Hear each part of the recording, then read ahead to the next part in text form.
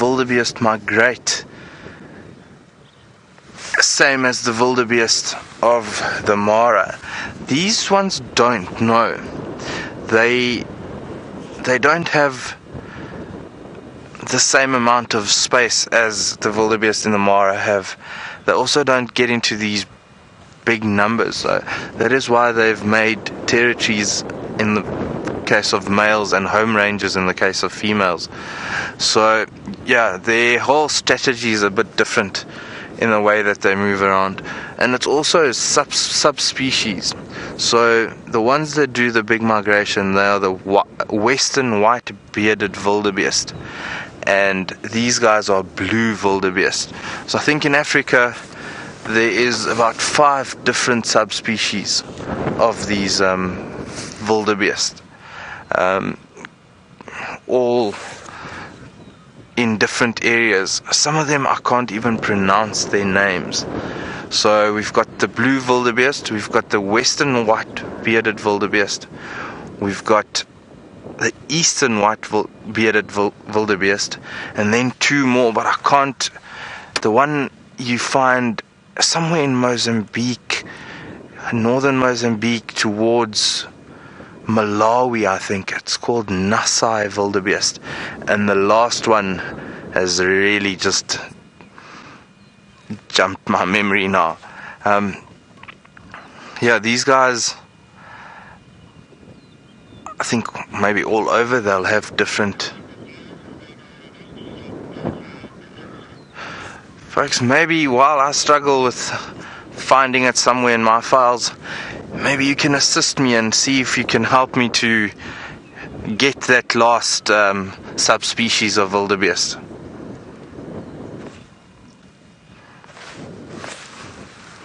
Look at that baby grooming itself.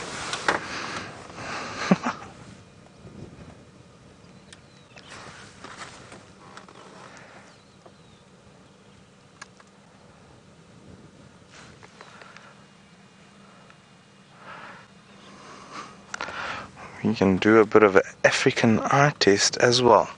Some of those zebra have disappeared behind a bush a bit further away, and it just shows how great their camouflage actually is.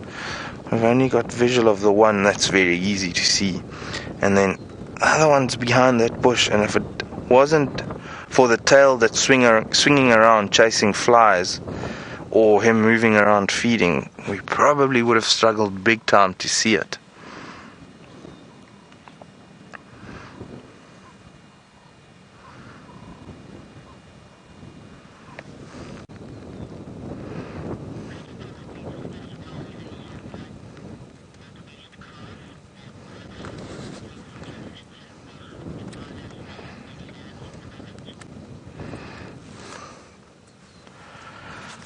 So something to compare is the amount of impala lambs that we've been seeing and the wildebeest only having 1 calf. I think the biggest difference is how they were affected by the drought. Impala eat a broader variety or wider variety of food sources, where wildebeest are grazers. They only eat shorter grass, so their life was quite tough this year with the drought. I think that would have been a major influence.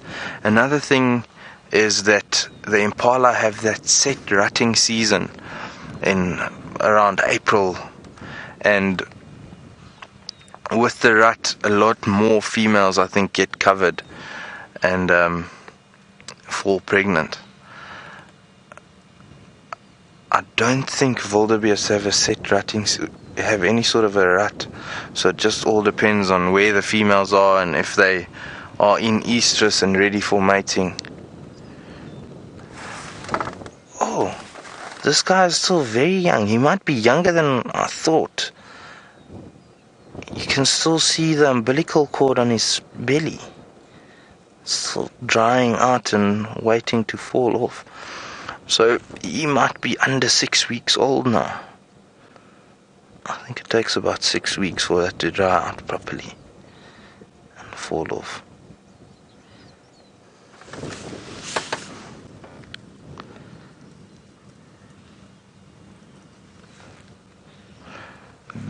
is a beautiful screenshot there. It's amazing how quickly these creatures out here are able to run around and move around with their herds that they get born into. If you think about those impala, 20 minutes, 30 minutes after birth, they're already standing. Oh, it's having a drink. They're already standing up and moving around.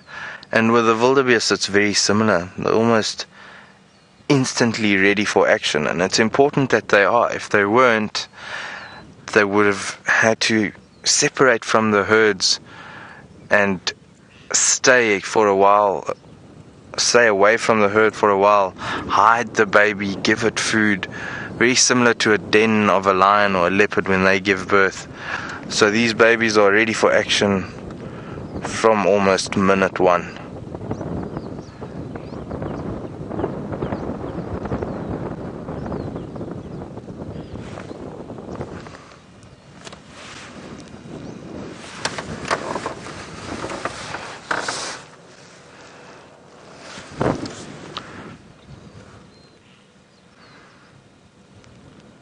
It's amazing how these open areas just create wind. Like when you're driving or you're in a thicker area, there's a lot less wind. And the wind just picks up. I don't know if you'll hear the wind blowing over us. But it's nice. It's a nice breeze we have here today. It's helping a lot, keeping it cool.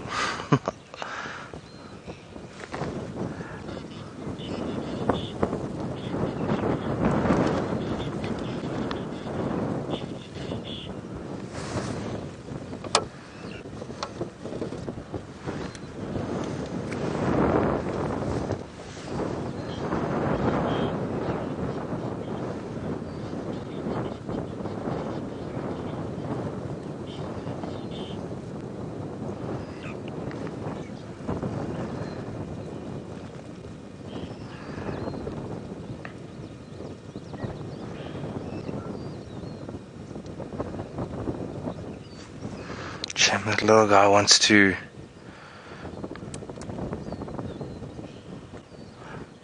drink, but Mum's not having any of it.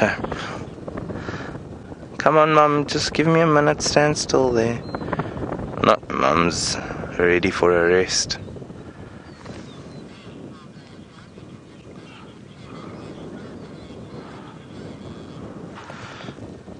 Folks, while we keep exploring Cheetah Plains, we're going to head back over to Taylor, who is playing Freaky Friday. It's Freaky Friday, Freaky Friday, Freaky Friday, Freaky Friday. Now, I don't know what happened. There was a localized storm that came over us. It was quite bizarre. There was lots of thunder, lots of lightning, and after a big flash, look what happened. Eggsy and I have switched bodies. Isn't that bizarre? We are the most ridiculous people. Eggsy, I think we have to go back to our roles again. So I'm going to give Eggsy the camera because he's much better at it. I'm tangled. It's quite difficult. I think that's the first time I've ever got to use one of those cameras. But we'll come back here. We'll hand Eggsy everything. Do you need these? Yeah. Eggsy needs to put his headphones back on. Now, no more playing games. Back to real business. So, seeing as though we are having Freaky Friday today, we thought we would look up the 10 most creepiest insects in the world. Now, right, I have another one. Liz, if you're still watching, you'll be happy to know I managed to catch that. I thought that the tick had disappeared again. It's an escape artist, this beautiful big tick that you can see on the plastic lid. I didn't realize how good they were at escaping until it was on my sleeve and I had to pick it off of Eggsy's leg, and then it managed to squeeze out of the container too. But we'll put him down.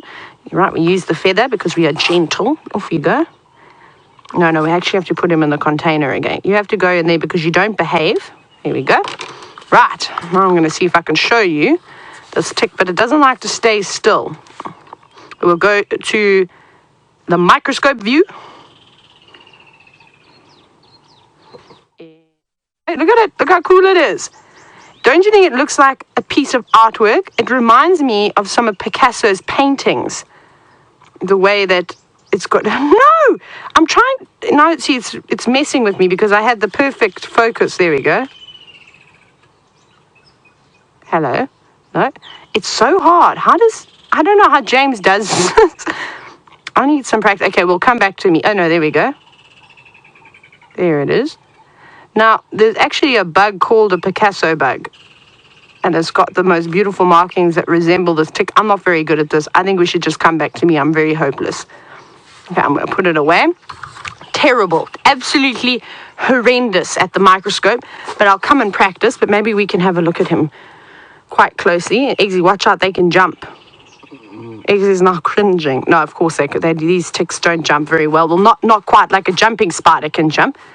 As you can see, it's got its little antenna out, feeling around, wondering, well, that's probably a bit of a far drop to go, so it's probably reconsidering its movements. Now, this is exactly the same tick we had, and I'm always so impressed as to how fast these little creatures can actually move, because you look at them, and they're quite robust. They don't look like they're the most nimble things, but they have to be, because remember, the mammals that they're trying to jump onto, look at it, oh my goodness. You'd think I'd be a little bit braver.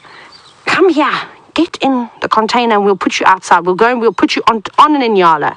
Now, get in there. I'm going to put the lid on just before, so I can release it. Now, like I was saying, the animals that they are looking at, not jumping onto, but grabbing onto, so as a Inyala, an Impala, even us as a human walks past, they sit and wait on blades of grass. So if you ever want to try and find a tick, go to an area, an open bushveld area, and look for nice tall pieces of grass. And then they'll sit there waiting, all their legs sort of curled in, just sort of resting. And then I'm sure they feel the vibrations of the Inyala or the elephant, or whichever animal they're planning on feasting on, coming past. And as soon as they brush past that piece of grass, they grab onto the animal, and well, then they find a nice tender spot. And well, then they have breakfast, lunch, and dinner. They'll be there for a couple of days, sometimes maybe even a little bit longer, maybe even a week. Now, like I said, we're looking at the 10 most creepiest not spiders, just insects in general. Let's have a look. Okay, we're in the computer now. I've gone too far. We're starting at 10. Number 10, the giant water bug, as you can see. Now, I don't know much about some of these creatures because not all of them occur here. But you can see, look up. Let's see if we can open it. We're going to open it. I think we need to have a better look. Oh, my goodness. Look how big those eyes are. That is a crazy looking thing. And you can see, look at its like little, I don't know what you'd call these pincers, but I'm pretty sure this is what it uses to grab its prey, whatever it may feast on. Look at that. That's a bit scary. Let's go back. Let's do that thing. I think that's what you press. I'm not really technologically advanced either. You'll soon learn that. We'll go to the next one. Oh, now this is a spider I've been wanting to see. The Brazilian wandering spider, a.k.a. the banana spider. Look at it. Look how beautiful it is. Oh, my goodness. Look at the chelicerae, how red they are. Isn't that incredible? And these bands of color, this cream and the black, it is extremely striking. Now you can see it's in a very aggressive position at the moment. It's got its legs pointing up to try and make itself look as big as it can. And well, I think I would probably turn and run if that spider did that to me. Right, let's go back. Takes a little bit of time for the internet to load here. Now remember, if you have got any questions for us, you're welcome to, well, send in your screenshots and your questions to hashtag Safari Live or questions@WildEarth.tv if you do not have Twitter. Right, next one, kissing bugs. Ugh. That doesn't look very nice. Let's open it up. Oh, well, that was a bit disappointing. It's a small photo. But look at the long proboscis. Now, when they say kissing bug, that doesn't sound very appetizing to me. And it's also got lovely big markings on it. Also very contrast. I'm going to go back because I'd like to read about it. Would you like to have story time with Taylor? I know Brent does story time out of these books, and these are his favorite, but I'll read it to you now about the kissing bug. It always concerns me when Rebecca is so quiet and she's not shouting at things. Normally she always shouts things at me through my, I'm just joking, she's lovely. Right, are you ready? the kissing bug. How scary could they be if they're named after something as nice as kissing? Pretty scary, actually. When they kiss your face at night and transmit the Chagas disease. I don't even know what that is. Did you so quickly? But it sounds frightening. It's actually so frightening. I cannot... So Rebecca's talking to me now, she's telling me exactly what I just said, but I'm actually terrified about this kissing bug. I'm going to do a bit more research about this Chagas disease, however you pronounce it. I'm going to send you back across to Brent, who's heading to Arathusa.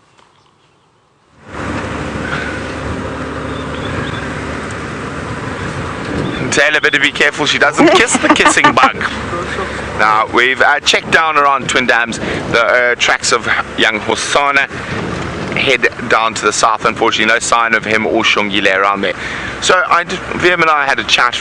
We decided we haven't been to Arathusa in an age, so we are heading towards Arathusa now. See if anything's happening in the western sectors. I think we're going to go all the way down to the southern end of the airstrip and then meander from there.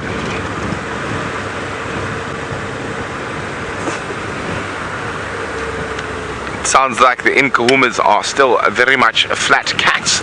They are very close to our boundary, but they're just unfortunately out of sight. But not out of mind.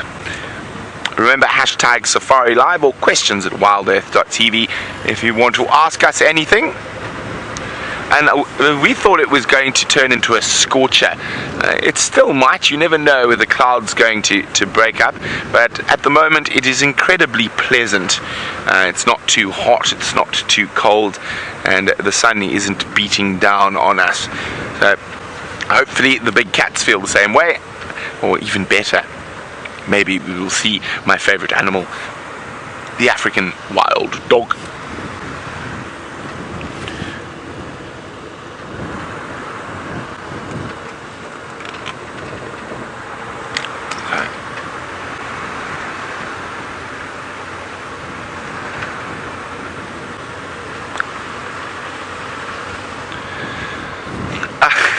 Lindsay is wondering why I didn't bring both wide and zoom lenses. Of course I did, Lindsay, just in case. But I'm going to stick with the wide on my camera for the moment. One day I'll be big and I'll be able to have two cameras, one with a wide lens, one with the long lens. But for now, I will have... Oh, okay. We are about to head to Arathusa, which means I have to get out of the car. Why would I have to get out of the car?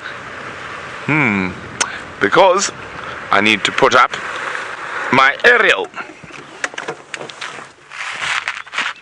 So there we go. So I can hear what's happening on that side of the world.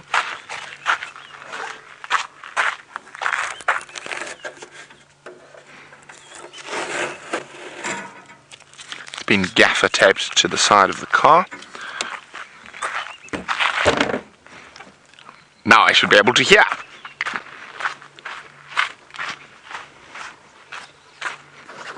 It's always good to listen for a second as well.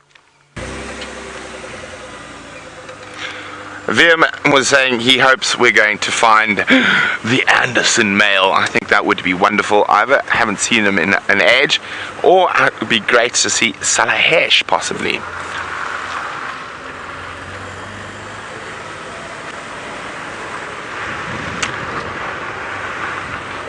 Hello, Ami.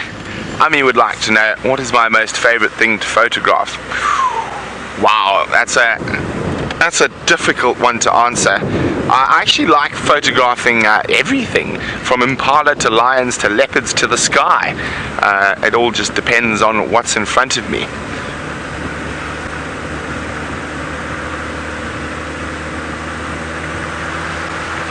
So you never know, we might find Shadow as well. I think she's quite heavily pregnant the last time I saw her, so she might have even given birth since then, so we'll keep a lookout once we head. I think we've got a better chance of finding Shadow though further to the northwest of us. Oh, excuse me. But we'll head that way later on in the drive. I think we're going to go have a look around the southern boundary of Arathusa. That was the area where I last saw Mr. Anderson.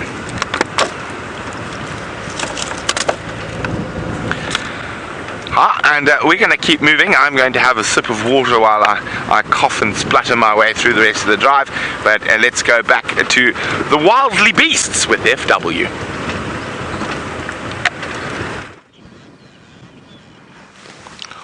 Welcome back. Earlier we said we were going to move on and see what else we can find, but something caught our attention.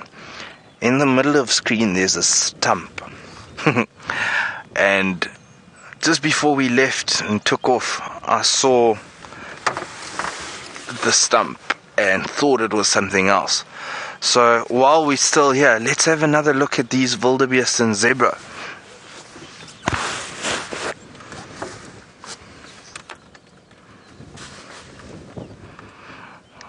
They were all down resting, but in the meantime started to get up and start feeding again.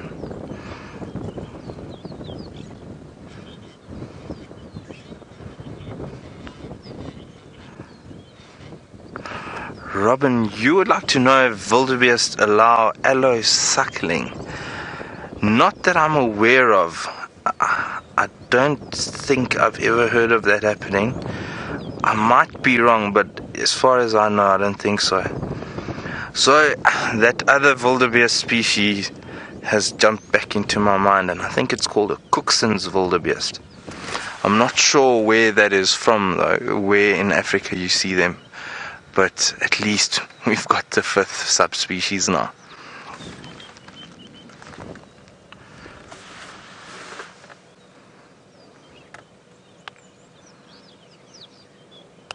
Bit of grooming going on, back to feeding, and back to sleeping.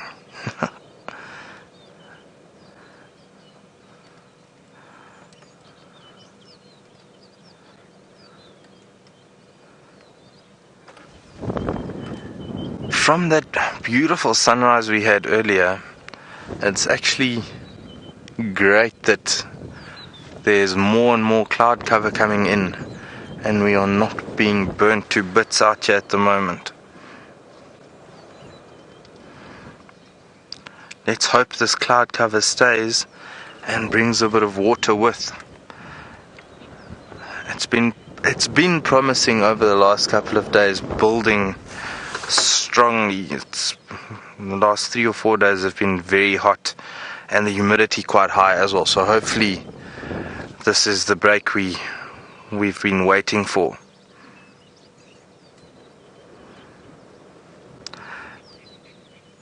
It feels like it's cooled down quite a bit from earlier this morning. I wonder how much of a drop in temperature we've had, or if any. Maybe it's just the lovely wind that we're getting over us. That youngster is having a lovely nap.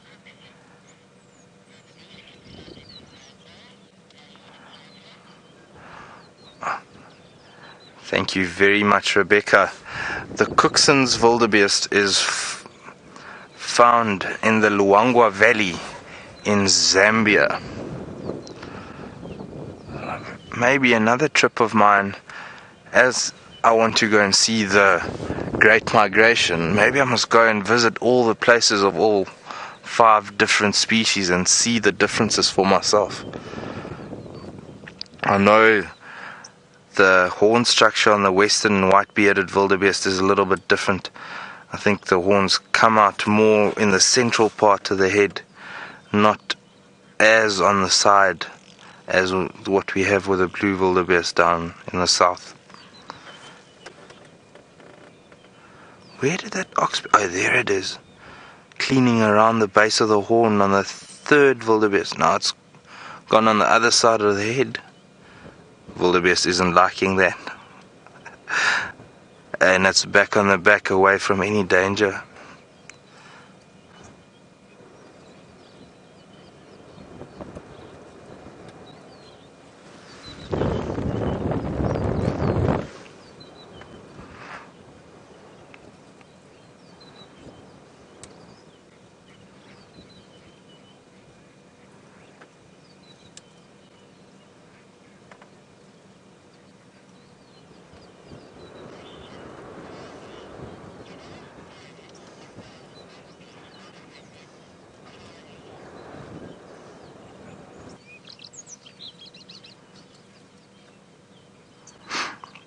So earlier you were looking at the preorbital glands of a duiker with Brent.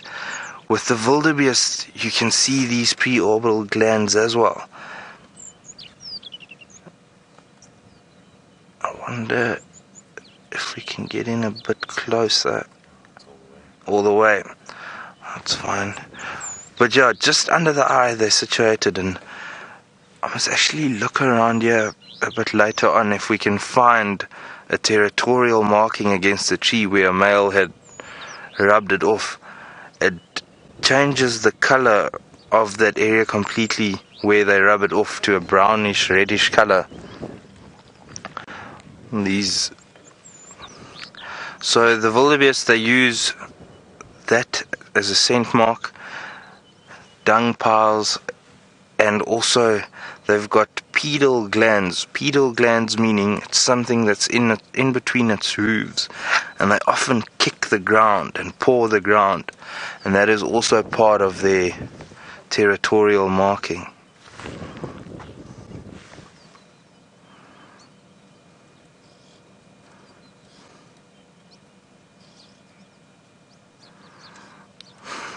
All these animals, all the ruminants, I always find it very funny when you look at them when they're just relaxing like this and chewing the cud. It looks like they're chewing on a piece of gum, and it just takes forever. It must have, well, they must like the flavor.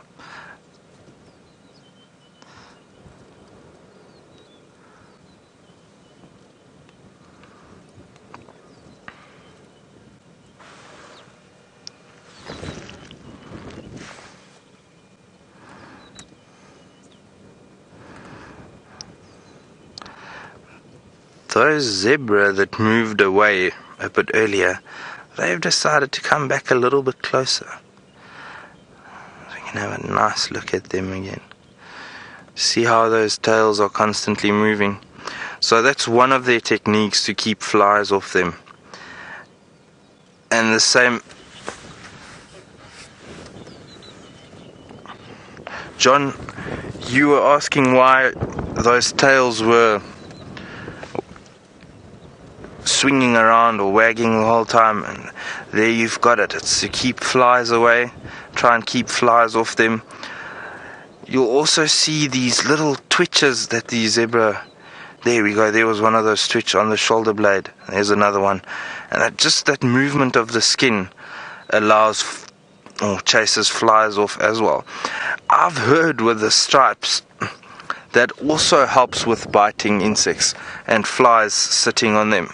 So apparently there was a test done where they took horse mannequins and they painted them in different colors, all the different horse colors that you get, and then they painted one with the stripes of a zebra, and the one covered the mannequins with some sort of a resin or glue as part of the experiment to catch insects or flies, and the one with the stripes had the least amount of flies on it. I actually saw that on a David Attenborough documentary a couple of months ago. So coming from a gentleman of his, coming from a man of his stature, I would believe what he was saying there.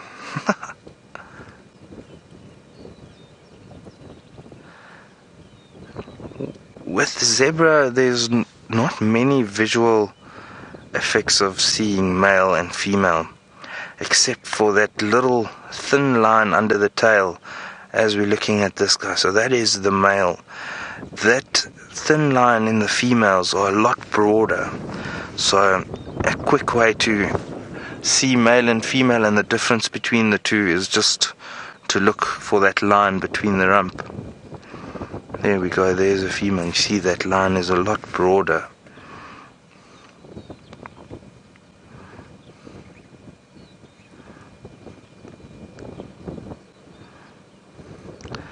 While that guy is moving, look at his front legs and the inside of the front leg. There's a very dark spot and that's a hardened piece of skin called a chestnut, and that helps when they lie down and have to jump up quickly, that they don't cut themselves. So that area is where the hooves have worked on the skin a bit more, and I think their hooves could be quite sharp. They'd do a bit of damage if they had to kick you, so just by jumping up quickly they could possibly cause a bit of a wound, and that just protects them from that. So I was saying earlier that zebra like short or taller grasses, and they open the shorter grasses up for the wildebeest, but it's not the only grass that they feed. They don't mind short grass. Shorter grasses have a tendency of being a lot softer and more nutritious to an extent. The taller the grasses get, the older they are, and the harder the grass becomes. So whenever they can get short grass, they'll definitely take that opportunity and eat it.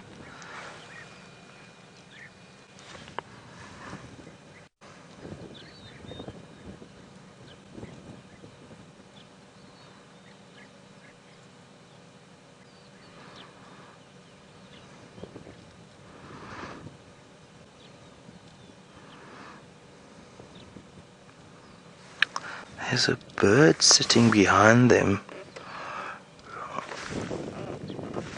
straight above them.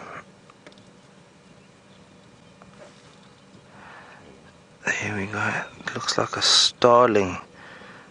But now, is it a Burchell starling or glossy starling? I can't see that orange eye, but the size, I think it might be a glossy. We might have to wait until it flies and see how big it is.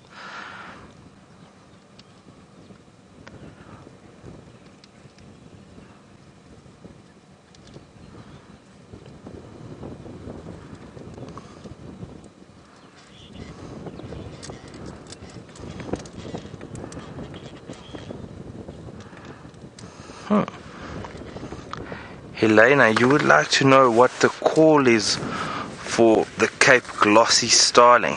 Let me quickly jump onto the app, then I can play it to you and we can sort that out.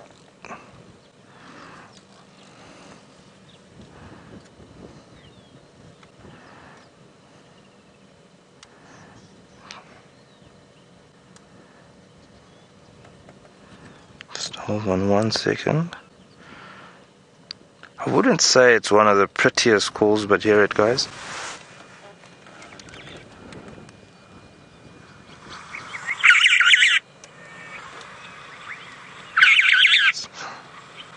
Quite a funny call coming out of that bird.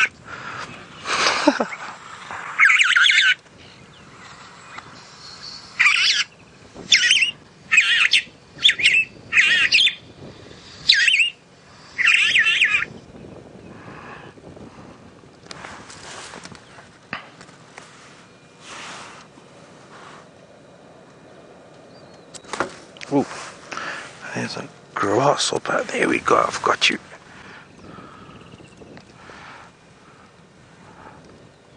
Let's see.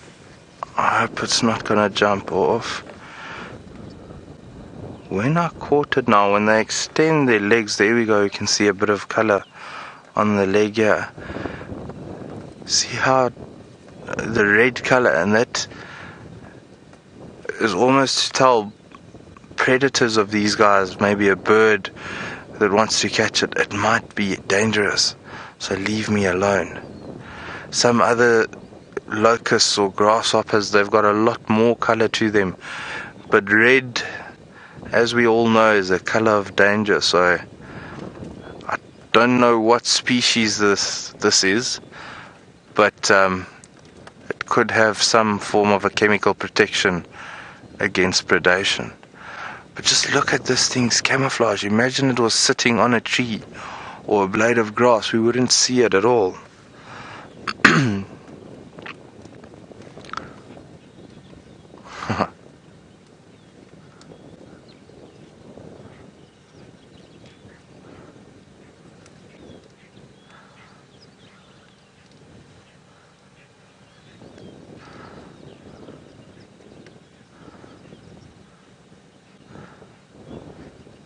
sometimes it's nice to look at all these detail in these things and just to appreciate the greatness of nature, of how these things protect themselves and blend into the environment.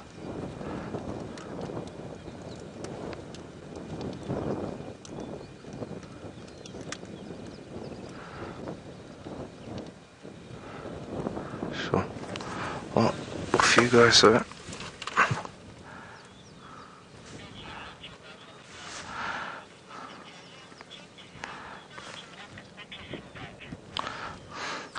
Folks, while I get this oak off my finger, let him go peacefully, we're going to head back to Taylor and see what she's up to in the tent. See her now. If not, I'm probably... Well, let me try that again. I'm not going to let you get away with not finishing up the 10 creepiest insects in the world. Now, we were having a look. We have to go up because I was having a sneak peek. We were looking at the kissing bugs and we were talking about Chagas disease. That sounds quite scary. Now, as far as I read, I don't think it can kill you, but it will stay with you for a very, very long time. I actually read that the symptoms can, of course, get worse and worse over 10 years. It's a bit crazy. So I'm glad we don't have them here. And then we've got, of course, the cockroach, which everybody loves so much. And it can even make the strongest and bravest men scream. Now, who have we got next? Bullet ants. Oh, they've got a painful bite because they've got massive mandibles. We wouldn't want to be nipped by one of those. That's number 6. And clocking in at number 5 is siafu ants, or otherwise known as army or driver ants. Now, they behave very much like the matabele ants, and they go out in these massive raiding parties. And, well, you wouldn't want to come across their path. Number 4, we're almost done. We've got the Japanese giant hornets, and they've got a wingspan of 2.5 inches. I don't want to have anything to do with these wasps. That's very frightening.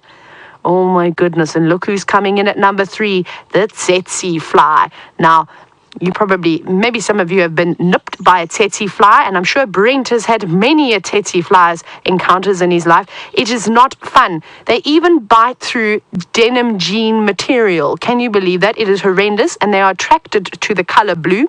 So if you go to an area where there are tsetse flies, don't be wearing any blue. They don't like that. Now, this is my worst one. The tongue-eating louse. Now, it predominantly lives in fishes. I'm going to open up another picture. Pop up. Look at that creepy thing. And then the most bizarre thing is that it completely devours the entire tongue. And this is one of the few insects out there that then becomes like the organ that it has feasted on. So it moves around like the fish's tongue. It's just too much for me. And I believe a couple of people have had the unsavory surprise of purchasing a fish from their fish market and, of course, going home to make a lovely dinner. And, well, then I don't know if I'd want to eat that fish after finding that tongue louse. Now, we're up to the last one, the human botfly. Now, of course, these lovely things, and lovely, I say very sarcastically, will actually lay their eggs on the human skin. Ugh, no, right, I'm done. I'm out the tent now. Oh, I need to release my tick. Eggsy said he had another one. There it is, Eggsy. Is that it up the top there? Oh, we can't reach that. I'm a bit short, so we'll get it and we will release it. But it seems as though the ticks are invading, so we're going to put this outside. Here we go.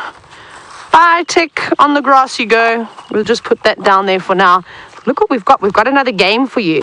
It seems as though I like to have a little bit of fun when I'm in the tent. So we're playing I Spy Fridays. And I must say thank you. I think it was Bree actually read a Twitter comment and said, why don't you play I Spy Fridays? And I think that's a fantastic idea. So that is what we are going to play. Now, everybody take note. Hidden in this wild area are 6 items. Some of them you will use in your home. Others are parts of wildlife that are sadly no longer existing, but that are artifacts in the tent. Now, like I said, 6 things if you can spot the 6 things that are not supposed to be where they are, please send your answers through to #SafariLive or questions@WildEarth.TV. Now, they're scattered all over the place. I hope you've taken some screenshots as well, so that if anybody's just joining the show too, you can send them off to them so they can have a look. And it's quite nice if you can also zoom into the picture. That's a little tip. Now, like I said, some of those things are not supposed to be where they are. We'll give you one last look. You should be able to spot them, though Eggsy, I thought there were only 5 initially, and then Eggsy hid something else that I didn't even see. It was so camouflaged. Right, so 6 items hidden in that small thing.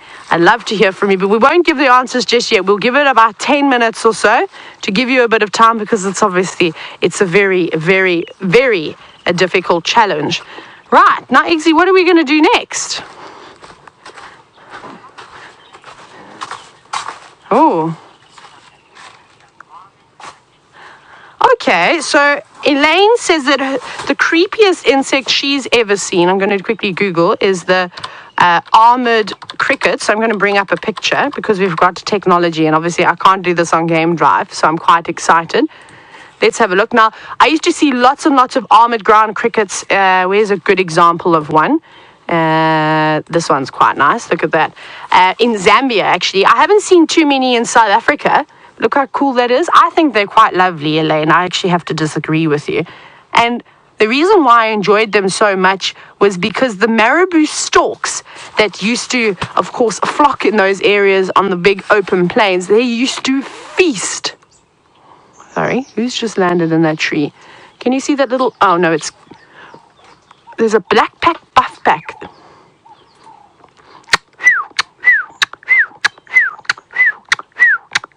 I'm communicating with the birds. It's just sitting outside. Let's see if we can get a look. Sorry, Elaine, but I'll get back to my story now. It's just on the shrub on the other side. Let's see if I can communicate again. I don't know if I'm a very good blackback puffback impersonator.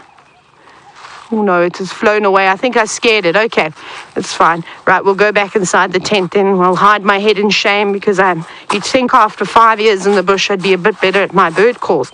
Apparently not. Right, so the armored ground crickets were feasted upon by these marabou storks, and it was amazing because they were just in the summer months, just before the rains. The open areas would be filled with them. The crickets going out looking for one last bit of blade of grass to feed on. And of course, these marabou storks would grab them with their massive beaks, throw them up in the air, and then catch them. That was probably one of my favorite things to watch. I have something else to show you. It is on my mobile device. So, right, we're going to do that. I took a photo today. I did a selfie. Can you believe that? Look at this. I do. Now, you can see that I'm pointing at something that is ridiculous. Eggs, you might have to zoom into where my finger is. This is basically a couple of feet from where we park the vehicles inside the DRC, not the game drive vehicles. I'm talking about like our own personal cars, and where we walk around to walk to final control. And you can see just there is a lion footprint.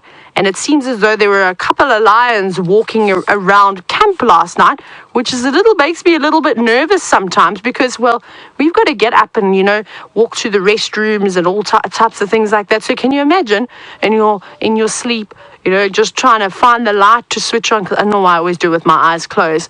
And then you step outside, do a big stretch and maybe a yawn, and then you're face to face with a lion. Well, I'd be used to it. It wouldn't be the first time that I've been face-to-face with a lion. The one day, actually, when I was working down in the south, so this is a true story now, we used to live out in the middle of the bush, no fences around our accommodation at the lodge we worked, so we'd have elephants coming to drink from the swimming pool, we'd have bushbuck and monkeys on the roofs inside my room when I forgot to close the window. And the one day, we just fixed the garden up. We put nice soil. We were sort of twisting it around, loosening it up. We planted all these lovely plants that the elephants then ate. But never mind about that. That's another story. And I don't know what I was doing. Something made me get up in the middle of the night. I don't know what it was. And I opened the curtain. And as I opened the curtain to the big glass doors to the entrance, the whole Pride of Lions, the whole entire Southern Pride, was walking past my window, just on the other side, basically where Eggsy is standing, probably not even a foot away from me, and those lions were walking past the window. I just sort of froze, and luckily I didn't have any lights on in the room. They didn't really notice me. One of the little cubs sort of, looked around and then carried on, and I just was like completely frightened. But it's amazing. Not that they'd be able to get me or anything like that, but it was still pretty impressive to see 2 big male lions, 5 females, and I think there were only 2 cubs. Yeah, there were 2 cubs back then. And I'm going to send you back across to Evia. I think it was sending you to Evia, and I think he's got a mammal for you.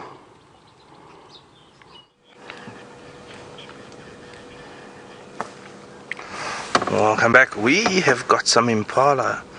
This guy's just stopped to listen to me now, but he's fighting with the tree.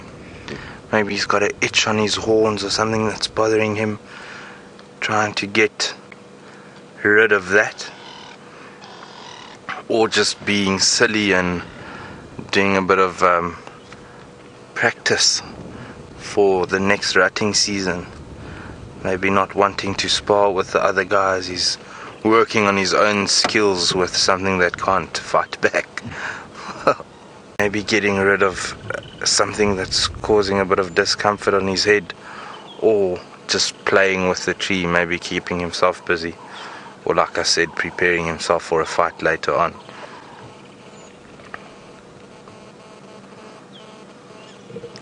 You often get sign of them doing what they're doing there. You get the bark that's been worked off, rubbed off of a young tree like that. Buffalo do the same. Now, you get the horn borer moths that feed on the horns of dead animals. There's a big discussion, and no one really knows if they do try and lay their eggs on living animals as well. So one of the reasons could be maybe a poisonous plant to get rid of a bug like that that's bothering the animal. I don't think it's ever been recorded to get the visual signs of these horn borer moths on living animals. But who knows, maybe these moths try and lay their eggs and then the animals work them off.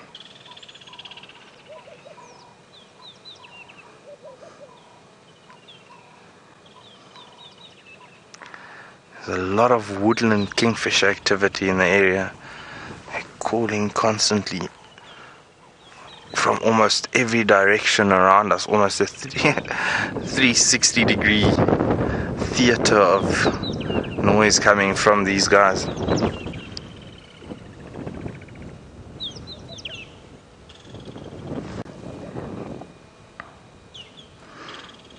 The true call of summer. If you remember earlier, I made reference to the white ears of the giraffe. Just before the camera came to me, that white on the tail of the impala, and also those black markings on the back, on the rump, that is their visual communication. If you look at those tufts of hair at the bottom of the leg, at the back, on the back legs, that is also a scent gland, and often you see them running around and kicking their back legs viciously, and that allows that scent to be secreted from the gland. And they often try and find each other by that scent as well, when maybe disturbed by a leopard or lions moving through an area and they scatter. You often get those kicks and them trying to find each other again afterwards.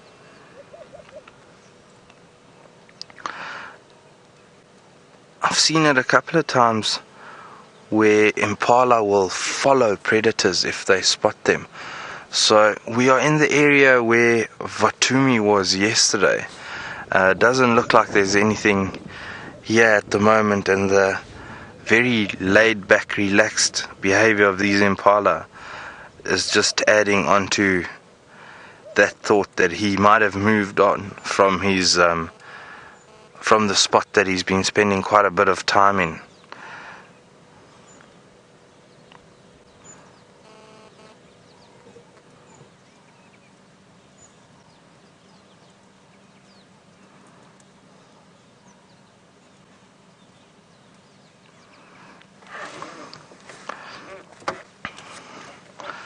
Let's just have a look. We might see those same muscle movements and skin movements with the impala, same as what the zebra had,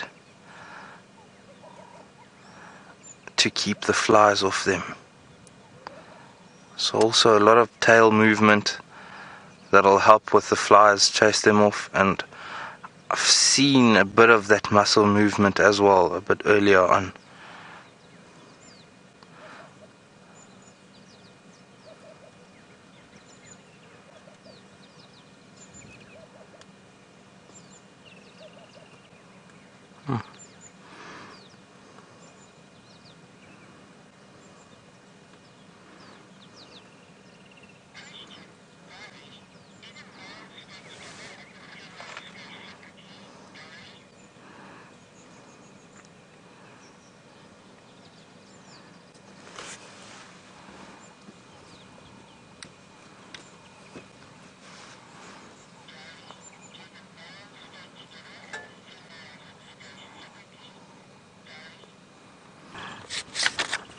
Running away from me.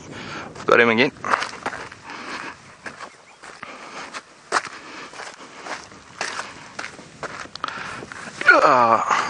He doesn't want to work with us this morning.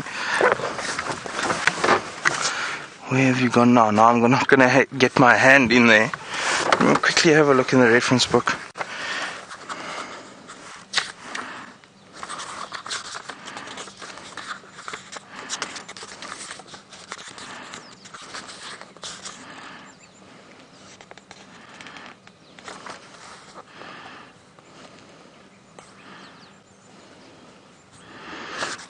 Had a very tiny horn, so at first I thought maybe it was a rhino beetle, but it doesn't look like it. Just want to see.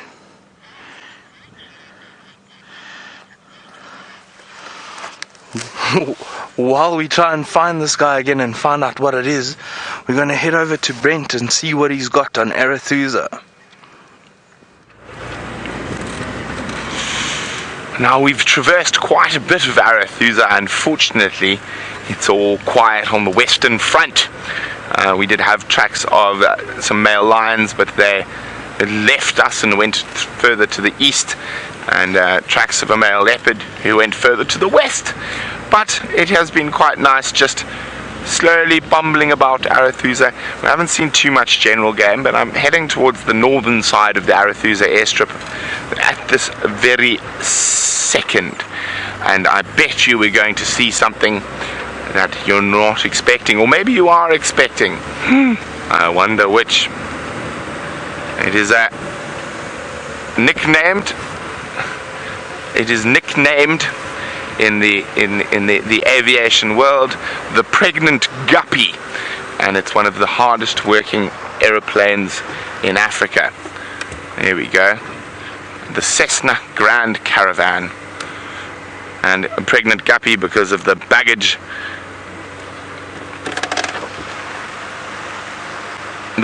container underneath. So there we go. Incredible aircraft used all over the bush and in areas where it is hard to land and get to. It can take off and land in an incredibly short space.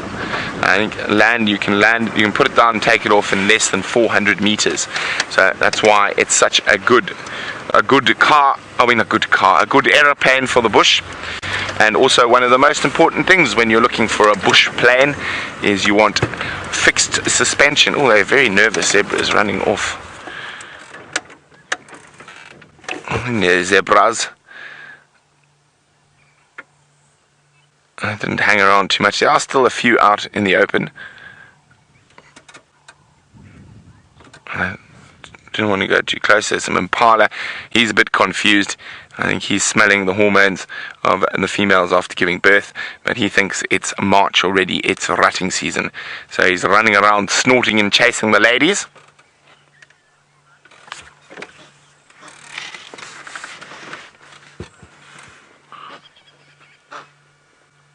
I can hear that impala snorting. He's just chased the lady.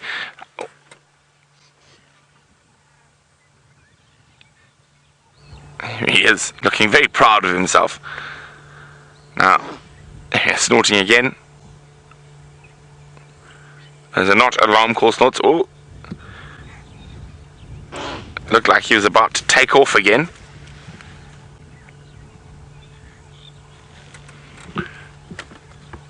Let's see if he finds something to chase.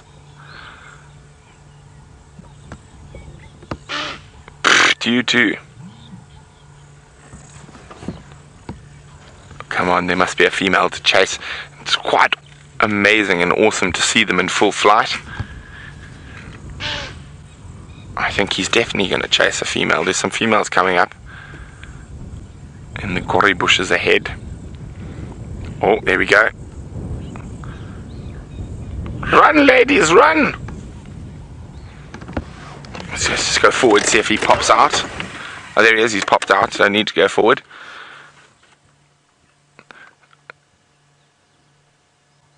Come on, get into full flight mode. He's still jogging.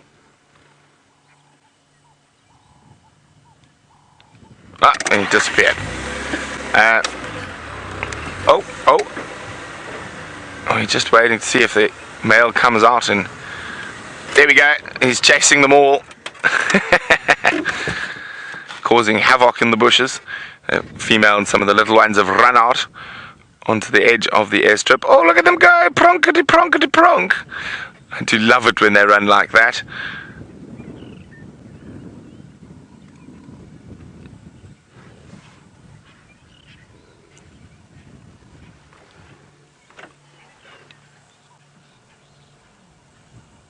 Oh! Look what I found. Quickly, Vim. This is the most fun.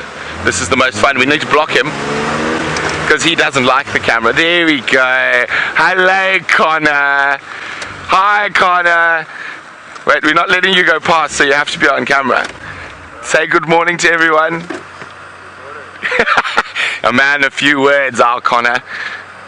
And this time I'm not joking, we really are live. So we did play an evil trick on Connor once. We did a whole interview with him pretending we were live when we're not, but this time we're really live. How's the Arathusa receiver? No, we're going to do testing on drives. So I'm going to let you know that it's back to Gary. Okay, thank you very much. I shall head back to Gary. Bye, Con!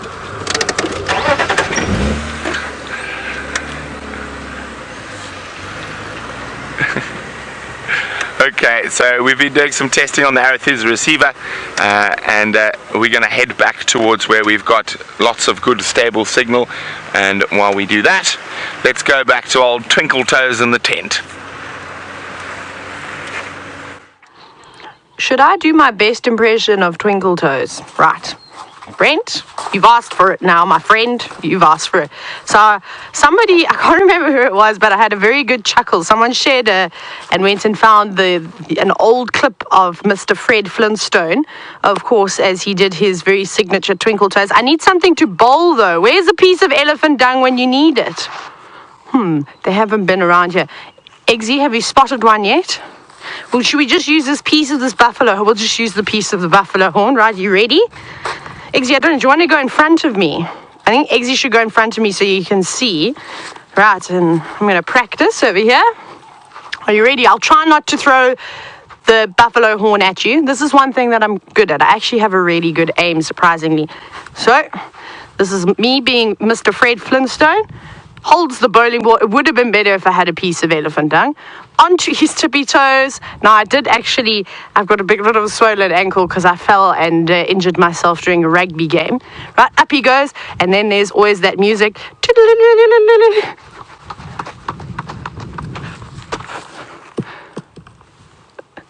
don't know, I thought it was pretty good. I know there have been a couple of you. Rebecca's going and the crowd goes wild. I don't know, I think that's what the noise people make when they clap and applaud. We were playing a game earlier, and, well, the items are still scattered out. There were 6 of them, but we're going to head back into the tent now because there are a couple of you who have given us a few answers. I don't think anybody's got it right just yet. Right, let's have a look here.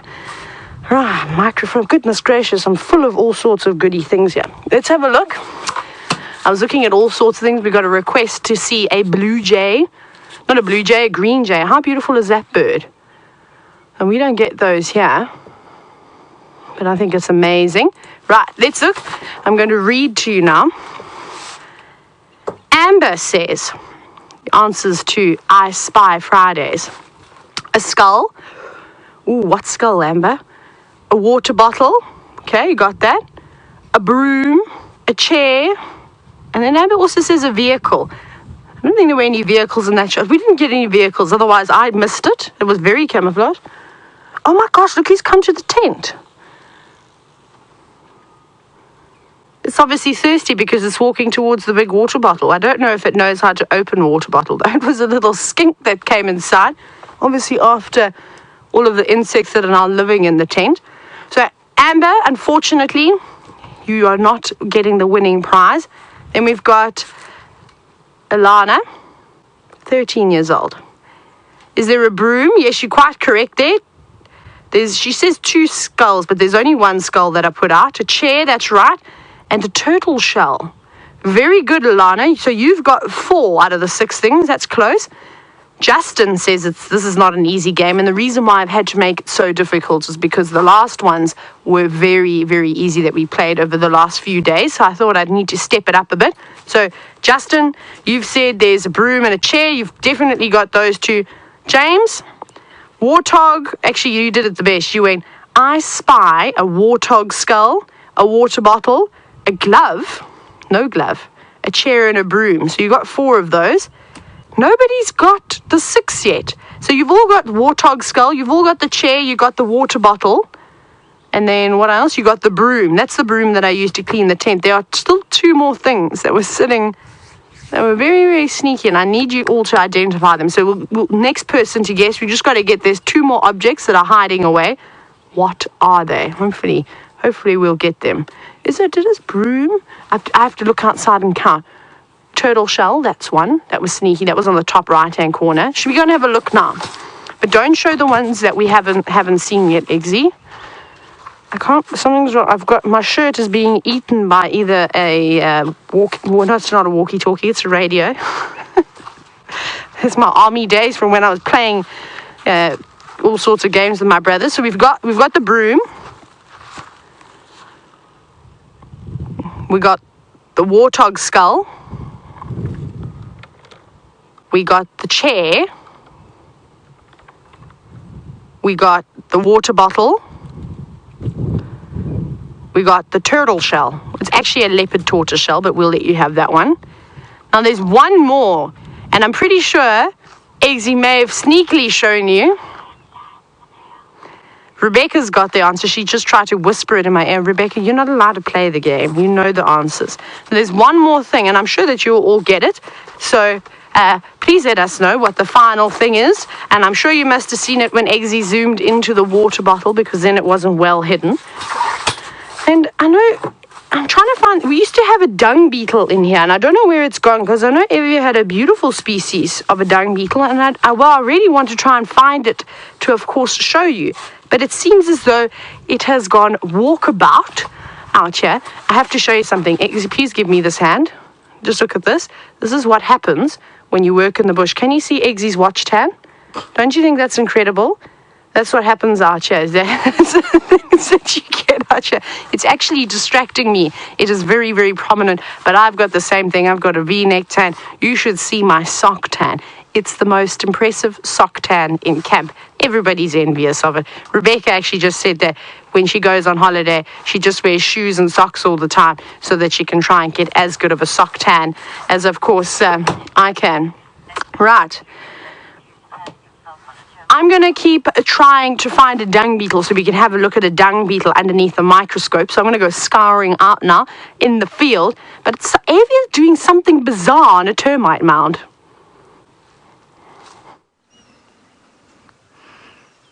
Okay, so I'm just standing up top here, having a glance over Cheetah Plains, bidding it farewell for the moment. Don't know when we're going to come over here again. Maybe this afternoon, maybe not. Maybe we'll go explore a different area. But yeah, just kind of saying thank you to how it's treated us over the last 2 drives. Yesterday with a lovely leopard and the breeding herd of buffalo, and then this morning with those beautiful wildebeest and zebra we had, and the nice impala as well. So it's been a fun-filled morning. Yeah, it's just amazing how you get a different perspective of an area when you get a bit higher. So this is a massive termite mound. I'm actually not too comfortable up top here. It's quite high. So if I had a real phobia for heights, I would probably not have jumped up here. I didn't really think about that when I was climbing up. It's almost like climbing a mountain. I had to almost use little Osana's tactics of yesterday morning when he was awkwardly climbing up that tree.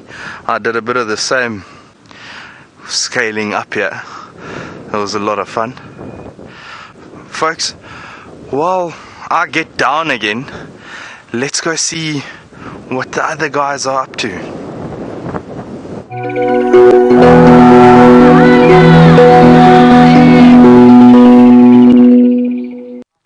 Oh, sorry, you've caught me, and like I said, I'm out looking for a dung beetle. Now, I haven't really seen too much movement around here other than the odd broad-bordered grass yellow that's fluttering around over here.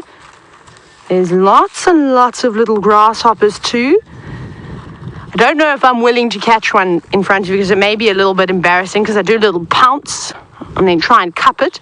I'm just checking under a couple of things that have been, like this buffalo skull. I don't know when it was last moved, so let's have a look underneath it.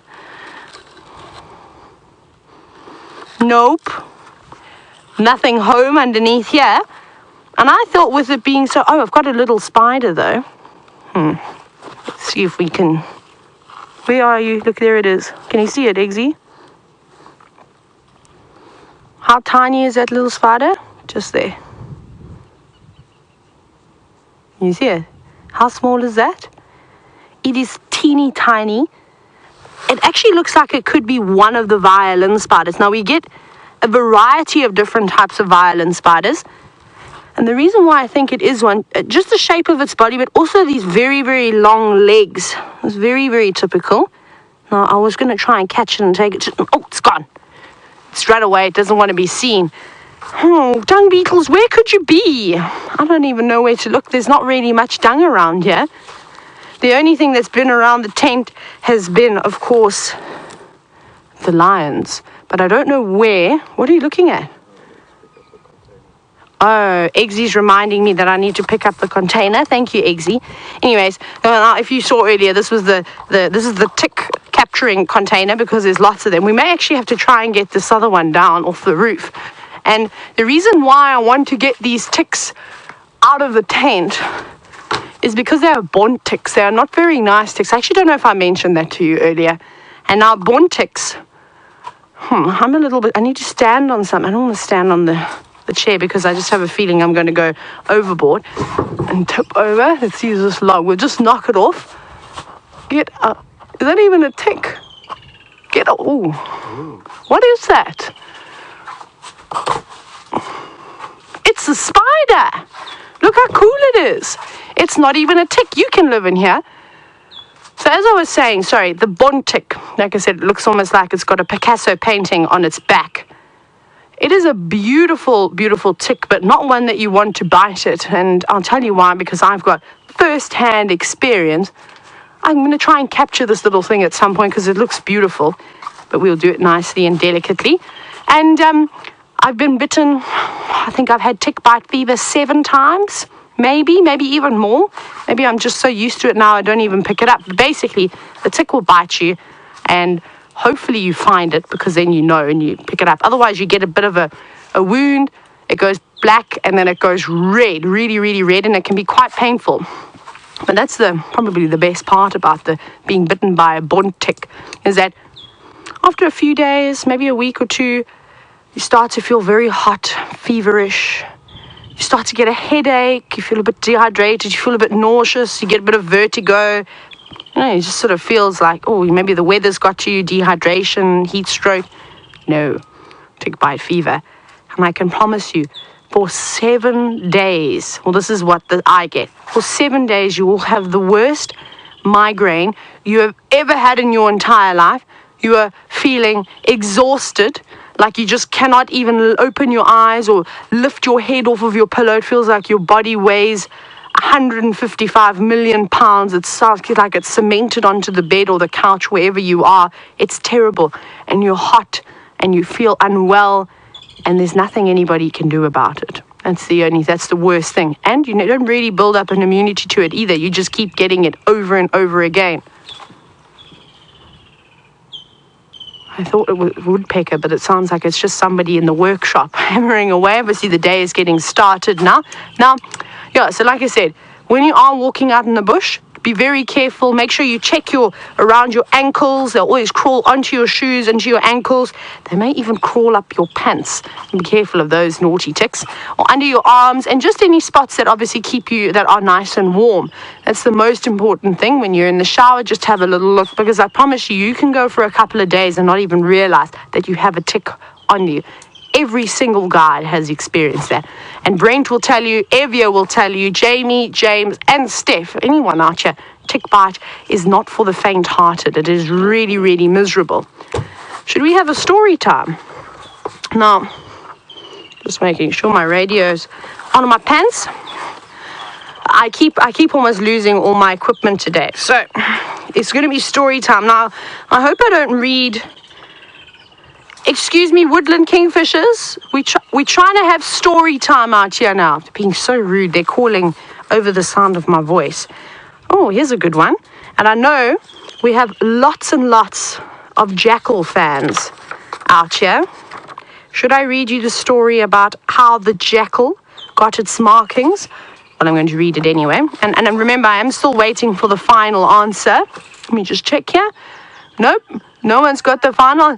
Nobody knows what the 6th object is in the I Spy Friday game. I'm devastated. Only Rebecca knows, and myself and Eggsy. And I'm not going to tell you until right at the end of the show if no one gets it. Now, of course, I probably shouldn't hold a book like that. Sorry, book. Was what I was thinking. Right. How a jackal got its markings. A Hottentot story. That's what it says in brackets. The Hottentot used to tell how eventually even the creator became angry at the slyness of the jackal, and at the way he would always torment the other animals with his tricks. So the creator decided to punish him. He appeared before the jackal one day, disguised as a young boy. The boy persuaded the jackal to give him a ride on his back. He said that he was lost and he was too tired to walk any further. If the jackal would help him to find his way to the village, he said he would reward him with a tender young goat when he got there. So the jackal allowed the boy to climb upon his back and set off, already planning to himself how he would trick the boy into giving him not only one goat, but the whole herd. Suddenly, oh, no, I've lost my place. Sorry. Suddenly, he felt the boy's legs grip his back with a terrible force. "I am the creator," cried the boy, and he produced a ball of fire. "And this is my punishment to you for all your wicked ways." So saying, he struck the jackal on his flanks with a fire, which set the animal's coat ablaze. Jackal begged for mercy, but the creator disappeared, leaving the ball of fire on the jackal's back. Jackal rolled desperately and finally managed to put out the flames. That's what you got to do when you're on fire. You got to roll around. Then he went on his way, much shaken and humbled, and that is why, to this day, the jackal has black marks and silver ashes on his back. Isn't that incredible? Being punished by the creator for being so sly, that sneaky jackal, and they are sneaky. I think they have to be sneaky though, being so low down on the food chain. Well, you can't be big and brave because you're not the size of a lion. So I think being sneaky and sly is a very clever way for the jackal to get around. Moving around during times of the day when the predators aren't most active, and also following, of course, these predators around, and hope that when just patiently sitting, waiting, we'll be able to pick up the scraps that either a leopard, lion, or a hyena, maybe even a big raptor, would leave behind. Now, Brent's been gone for way too long. We're going to jump back onto his vehicle and see how he's doing. Copy, good luck. Well, obviously, our meowing this morning didn't work for the cats. Vim, do us one more meow. Meow, meow. It didn't work. The lions stayed in Buffelshoek, but hopefully they'll be back by the sunset safari. You never know. And we're having a little bit of a change around in camp today. The lovely Kirsten McLennan Smith is departing for a holiday, and but don't be too sad. We get the spectacular Rebecca Christensen back from her little holiday to brighten everyone's day.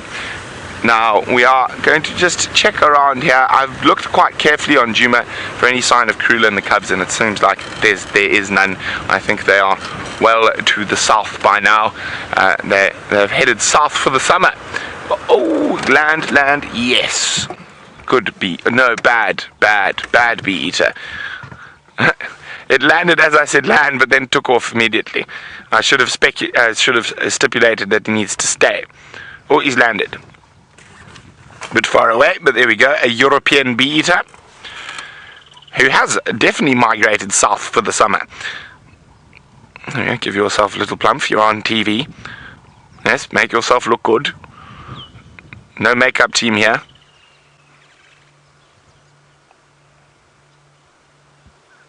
There we go. Lovely little European bee eater. Then I think we need to work on a different set of meows. Maybe some contact calls.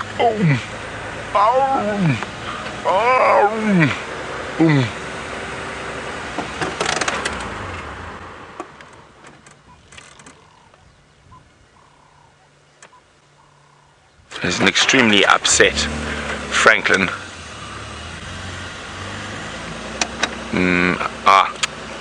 There's a bird of prey flying very low to the trees. I think that's what scared it. Oh, the leopards and lions have evaded us this morning. Oh dear, what to do?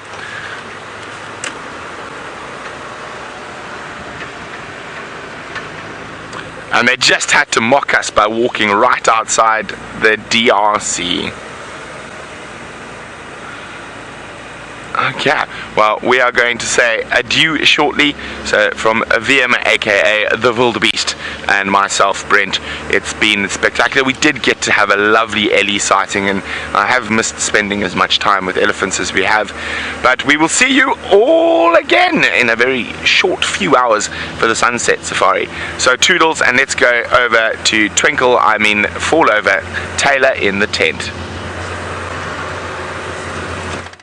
That seems like a much more appropriate name, seeing as I've been so clumsy. Now, I'm going to try and take you as close to I can to the final object of course, this game. Now, you're getting stuck on a giraffe, Eggsy. Eggsy's getting stuck on Jerry the giraffe's head.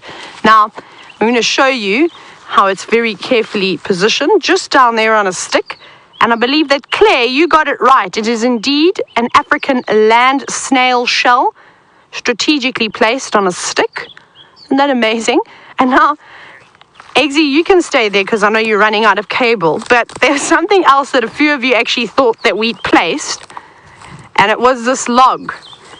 Now, this log has always just been here, but don't you think it stood out? It was tricky. That's why I decided to utilize the scene over here, was because I knew that this trusty old log would fool all of you. Ha-ha! Right. Eggsy? So we played I Spy now we have to collect the things. Oh, there they go. Who's that? Brent, you have to circle quarantine again. The show's not over yet. You got to go around one more time. Oh, I've just lost my mic pack. Right, we'll pick that back on.